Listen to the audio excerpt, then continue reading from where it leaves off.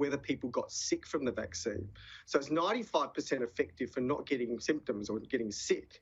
But what it doesn't actually show is, number one, whether you can still get it and still transmit it to other people. So it doesn't actually indicate whether you get into your body and then you pass it on.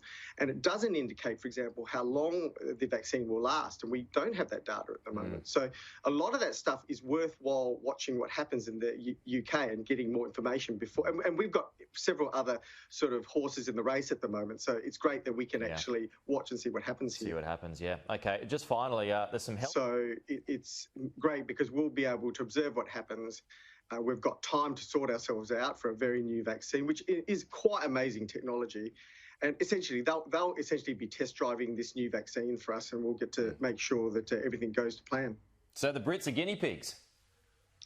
Well, in a funny sort of way, well, look, what normally happens with any medication and vaccine is it has to go through